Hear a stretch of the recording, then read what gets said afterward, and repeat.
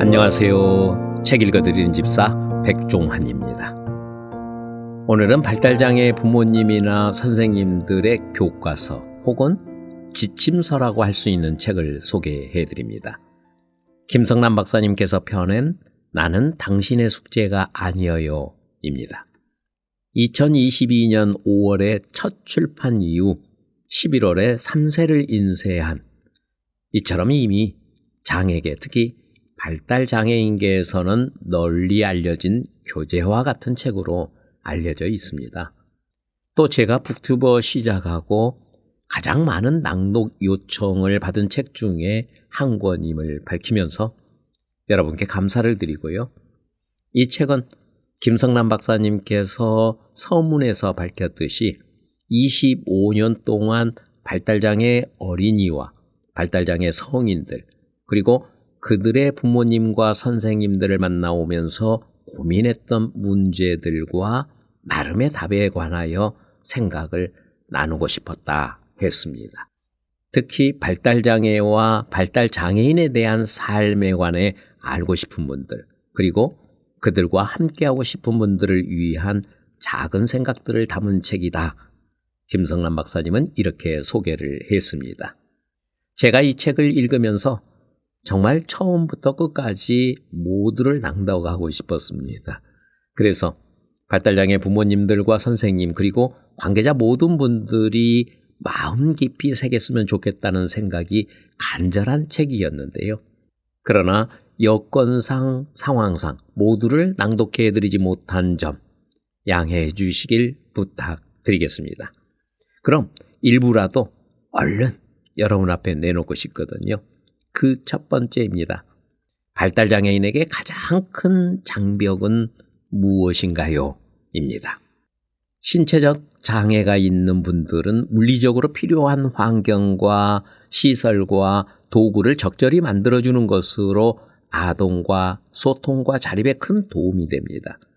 시각장애인에게 점자 유도 블럭과 흰 지팡이, 안내견이나 화면 낭독 프로그램, 점자, 오디오 도서가 있다면 일상의 많은 것들이 가능해집니다. 청각장애인에게 보청기나 인공와우를 제공하거나 음성 콘텐츠의 자막이나 수화를 함께 제공하고 휠체어 사용자를 위해 경사로나 승강기와 저상버스를 가는 곳마다 마련되어 있다면 그들의 일상의 불편과 어려움은 해소될 것입니다.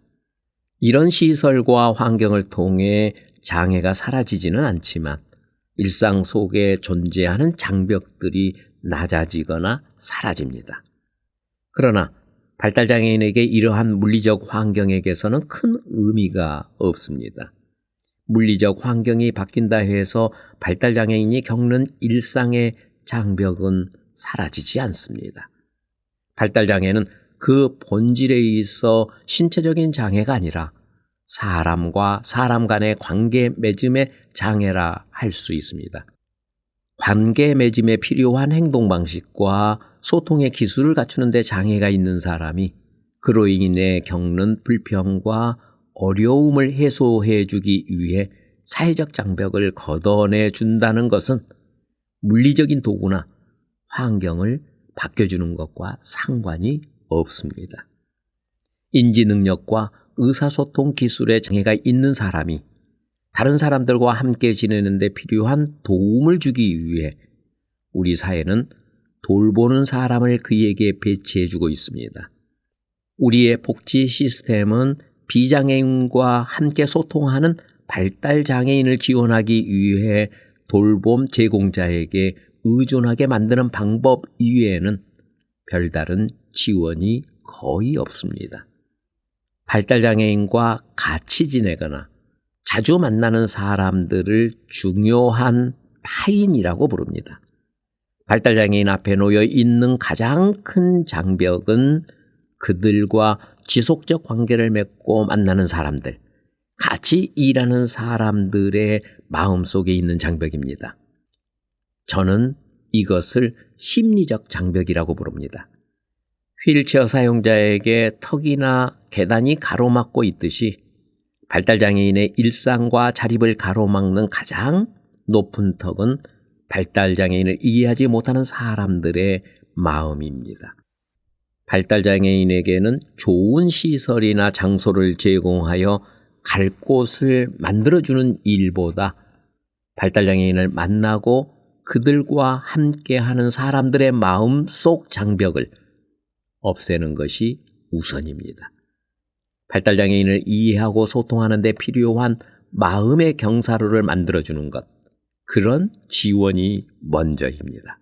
발달장애인에게 제일 큰 장벽은 발달장애와 발달장애인을 이해하지 못하거나 오해하고 있는 일상 속에서 만나는 사람들의 마음입니다. 이 벽을 허물어야 그들도 함께 공존하며 소통할 수 있습니다. 발달장애인을 유의한다는 명분으로 수많은 예산이 건물과 공간에 투자되고 발달장애인을 돕는 사람들에게 투자됩니다. 발달장애인이 그 프로그램을 얼마나 많이 이용했느냐, 그 프로그램에 만족했느냐를 기준으로 그 사업의 가치가 매겨집니다. 이런 식의 투자와 지원은 발달장애인 앞에 놓인 사회적, 심리적 장벽을 허무는데 얼마나 효과적일까요? 이런 투자와 이런 사업들은 정말 발달장애인 당사자를 위한 것일까요? 아니면 그들을 위해 일하는 사람들을 위한 것일까요? 발달장애인에게 필요한 지원을 위해서는 그곳이 어디든 발달장애인과 함께하는 사람들에게 투자해야 합니다. 가정이든 지역사회든 이용시설이든 관계없이 그곳의 사람들의 발달장애와 발달장애인을 올바르게 이해하고 이들과 함께하는 데 필요한 인식과 태도를 갖추도록 지원하는 것이 곧 발달장애인을 지원하는 것입니다. 여전히 많은 사람들은 발달장애 자체를 그 사람의 삶을 가로막는 장벽으로 인식하고 있습니다. 발달장애가 장벽이라면 망치로 부수듯 발달장애를 없애거나 허물어 버릴 수 있습니까? 그럴 수 있다면 애초에 그것을 장애라고 부르지도 않았겠죠. 만약 가족이나 교사 또는 동료나 이웃이 그의 온전한 삶을 가로막는 장벽을 발달장애라고 생각한다면 발달장애인을 가로막고 있는 장벽은 바로 그들의 이런 생각입니다.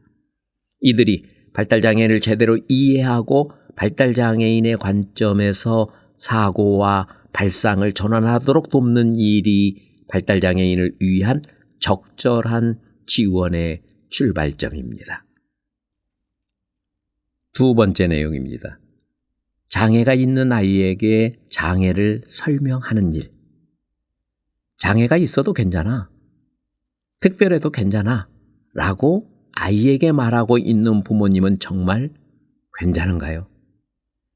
발달장애아 부모들에게 어려운 일 중에 하나는 비장애인들에게 아이의 장애를 설명하는 것이지만 사실 그보다 더 어려운 일은 아이에게 자신의 장애에 관해 설명해 주는 일인지도 모릅니다. 발달장애를 긍정적인 방식으로 설명하는 것, 삶의 하나의 조건으로 그 사람의 정체성으로 인식하도록 설명하는 것은 쉬운 일이 아닙니다.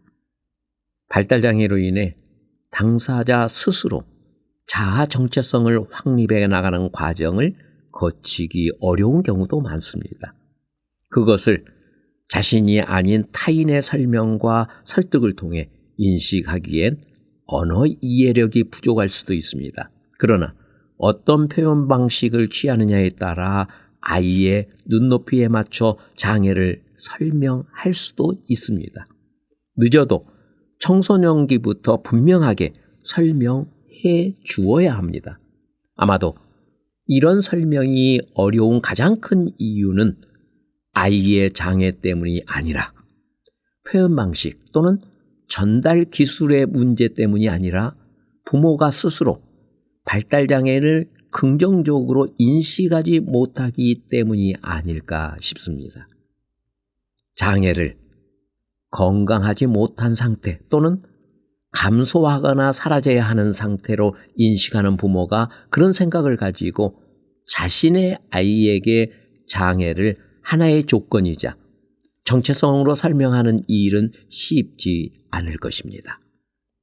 설령 말로는 그렇게 설명할 수 있다 해도 마음으로는 그렇게 느끼고 있지 못하다면 아이도 언젠가는 그 마음을 느낄 것이기에 제대로 설명이 이루어진 것이라고 보기 어렵습니다.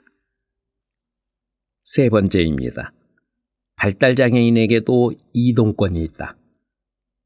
장애인의 권리 중에 가장 많이 언급되는 것 가운데 하나가 이동권이라고 할 수 있습니다.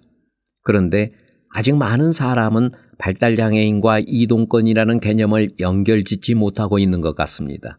쉽게 말해서 내가 가고자 원하는 곳에 원하는 방법으로 갈 수 있는 권리가 이동권이라고 할 수 있다면 현재 발달장애 성인의 대다수는 이 권리를 제대로 누리지 못하고 살고 있다고 말할 수 있습니다.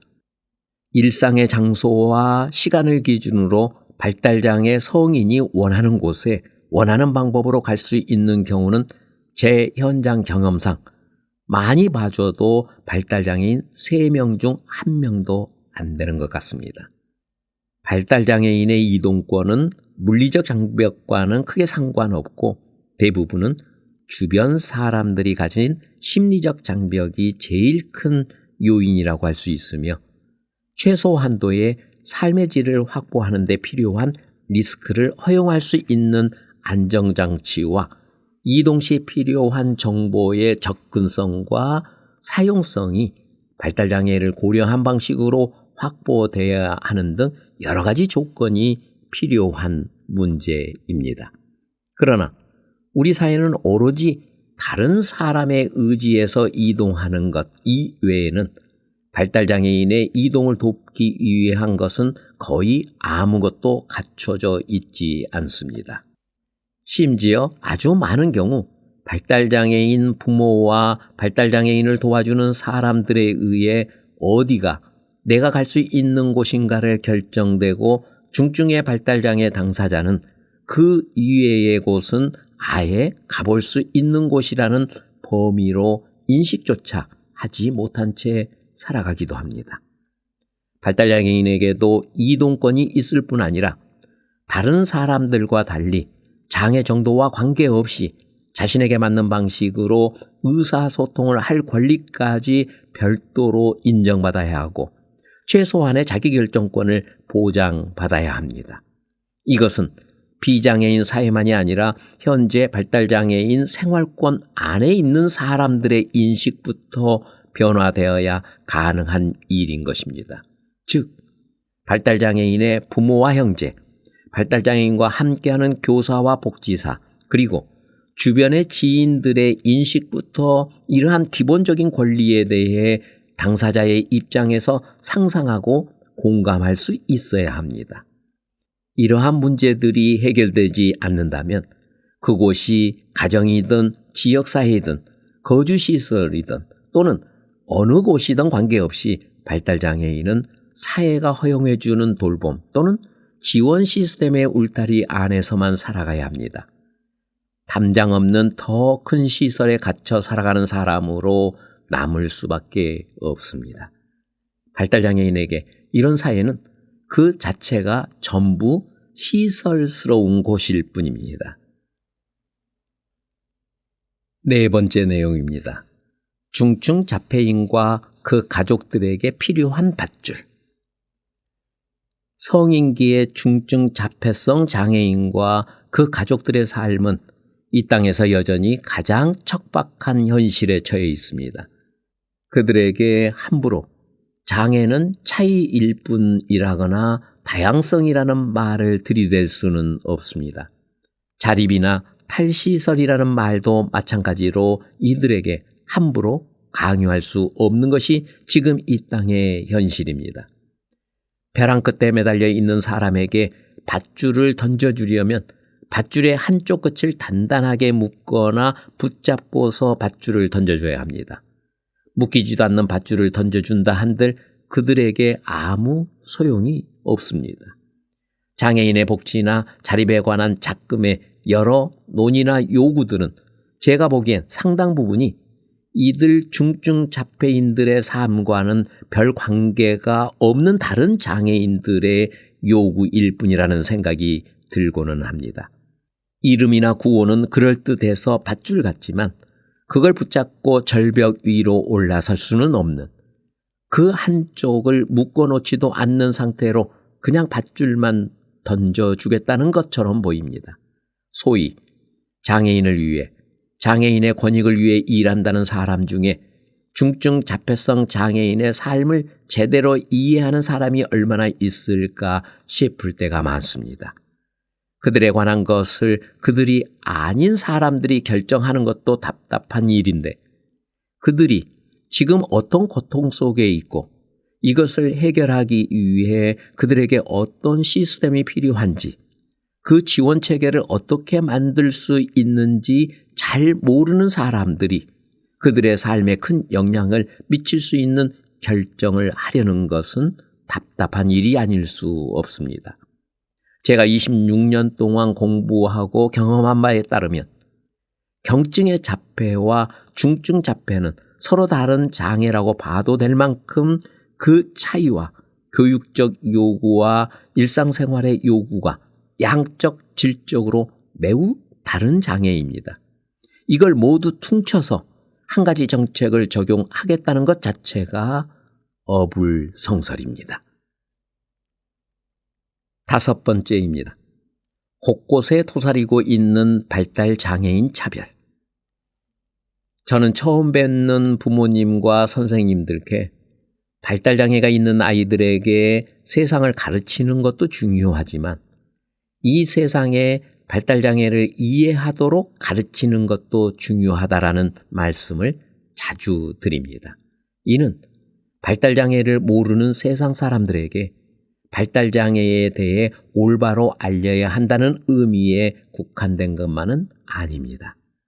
이 문장에서 세상이란 발달 장애인을 둘러싼 환경, 그가 사용하는 사물과 도구, 그것들을 사용하는 방식, 그에게 제공되는 정보와 콘텐츠의 형식과 내용, 그와의 소통을 위해 사용하는 언어적, 비언어적 수단 등을 모두 포함한 의미입니다. 예를 들어 장애인 복지에서 장애인 편의시설이라고 말할 때, 또는 장애인 차별금지법에서 장애인을 위한 편의 제공이라는 말을 할 때 그 대상이 되는 장애인에 당연히 발달 장애인도 포함되어야 합니다. 그런데 아직 우리 사회에서 발달 장애인을 위한 편의시설이나 편의 제공을 찾아보기란 쉽지 않습니다. 이용자의 대부분이 발달 장애인인 장애인 종합복지관들에 가보면 장애인 편의시설이 잘 갖춰져 있습니다. 장애인 주차장, 장애인 화장실, 입구에 시각장애인을 위한 촉지각시설 안내도, 노란색으로 칠해진 점자 유도 보도블록, 청각장애인을 위한 응급대피 신호장치 등등이 있습니다. 설치 비용도 상당히 들인 편의시설을 대부분 지체장애인과 시청각장애인을 위해 마련되었습니다. 그에 반해 그 복지관의 이용자의 90%에 달하는 발달장애인과 지적장애가 동반된 뇌병변 장애인을 위한 편의시설이나 편의 제공은 찾아보기 어렵습니다. 이 세상에 발달장애인을 가르쳐야 한다는 말은 사람들의 마음이 발달장애인을 이해하고 소통할 수 있는 마음이어야 한다는 의미도 있지만, 그들이 생활하는 공간과 환경과 그들이 접근하고 사용하는 도구와 사물들이 바뀌거나 조정돼야 한다는 의미도 포함되어 있습니다. 편의 제공이라는 말은 영어 단어 accommodation과 유사한 개념인데, 이는 환경을 그 사람에게 맞게 조정해 준다는 의미입니다. 지적 능력, 언어 및 의사소통적 능력, 문자 해득 상태 등에서 장애가 발생한 발달장애인에게는 당연히 그들이 자주 이용하는 일상의 장소와 공간 또는 도구들이 이러한 장애 상태에 맞추어 조정되고 구조화되어야 합니다.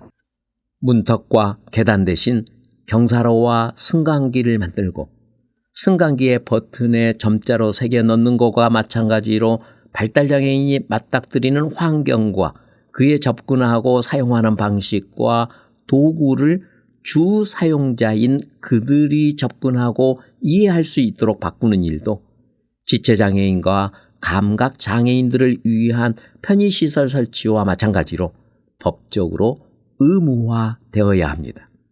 그러나 안타깝게도 장애인 관련 법률과 논문, 정부의 연구보고서, 관련 분야의 책 등 그 어디에서도 이런 접근이나 구체적인 방법과 기준을 제시하는 자료는 매우 찾아보기 힘듭니다. 당연히 정당한 편의 제공이라는 측면에서 발달장애인도 장애인 차별금지법과 같은 제도적 보호를 받아야 하는데 아무도 만들지도 지키지도 않고 있으니 결과적으로는 일상의 공간에서 발달장애인은 항상 차별과 소외를 당하고 있는 것입니다. 신체적 장애인 대부분이 현재 이용하고 있는 편의시설만큼도 발달장애인은 전혀 지원받지 못하고 있다 해도 과언이 아닙니다. 마지막 6번째 내용입니다. 서번트 증후군에 관한 오해와 진실. 발달장애인 가운데 미술, 음악, 수학 등의 매우 비범한 재능을 보이는 이들을 지칭하는 서번트 증후군은 그 비율이 얼마나 될까요? 알려진 바에 따르면 자폐 스펙트럼 장애의 경우 최대 약 10%가 서번트 증후군을 보인다고 합니다. 또한 자폐 스펙트럼 장애인만이 서번트 증후를 보이는 것이 아니며 지적 장애를 포함해서 중추신경계 손상이 있는 사람들의 경우 1000명당 1.4명 정도 서번트를 가지고 있다고 보고된 연구도 있습니다. 특이한 점은 자폐 스펙트럼 장애가 있는 어린이의 부모들이 자신의 자녀에게 서번트가 있다고 보고한 경우는 실제 비율의 2배가 넘는다는 것입니다. 서번트 증후군에 대해 세상에 알린 동시에 많은 일반 대중이 오해하게 만드는 데 가장 큰 공헌을 한 것은 다름 아닌 1988년 개봉한 자폐인을 주인공으로 한 최초의 영화 레인맨이었습니다. 이 영화로 인해 많은 미국 사람들이 자폐 스펙트럼 장애인이면 무조건 서번트 증후군도 같이 가지고 있다거나 서번트 증후군이 자폐증의 한 가지 증상인 것으로 생각하게 되었고 이러한 오해를 바로잡는 데 상당한 기간이 걸렸다는 이야기가 있습니다. 자폐와 서번트 증후군의 관계에 대한 사실들을 토대로 우리가 가져야 할 인식은 다음과 같이 정리해 볼 수 있습니다. 첫째, 모든 자폐 스펙트럼 장애인이 서번트 증후군을 보이는 것이 아니며 다른 유형의 장애인도 서번트 증후를 보일 수 있습니다. 둘째, 서번트 증후군이라고 진단할 만한 능력은 훈련이나 교육으로 습득되기 어렵습니다. 즉, 일반적으로 연습이나 훈련을 통해 가질 수 있는 재능이라는 것과 서번트 증후는 질적으로 다른 측면을 가지고 있습니다. 셋째, 서번트 증후로 인해 뛰어난 재능을 가진 사람이나 해도 실제 살아가는 데 필요한 기술의 발달이나 습득과 그 재능은 거의 무관합니다. 이러한 이유로 서번트 증후를 능력의 섬이라고 표현합니다. 즉, 삶을 위한 전반적인 지원과 복지의 요구는 서번트 증후가 있다고 해도 여타의 발달 장애인들과는 크게 다르지 않습니다. 넷째, 비범한 재능을 가지고 있지 않는 90% 이상의 발달 장애 아들에게도 서번트 증후만큼의 천재성은 아니지만 잠재력과 적성과 개성이 존재합니다. 그것을 찾아내고 키우고 활용할 수 있도록 돕는 것도 서번트 증후로 갖게 된 재능을 키우고 활용하는 것만큼 동일하게 중요한 일입니다. 요약하면 발달장애인이 눈에 띄는 특별한 재능으로 스포트라이트를 받는다고 하여 재활이나 지원이 덜 필요하는 것이라는 생각도 오해이고 스포트라이트를 받을 만한 비범한 재능이 없다고 하여 자기만의 적성이나 개성까지 없을 것이라는 생각도 큰 오해입니다. 정말 중요한 것은 장애가 있건 없건, 서번트 증후가 있건 없건 관계없이 다른 사람의 기준이 아닌 자신이 도달할 수 있는 만큼 최대한 도달하도록 돕는 일입니다.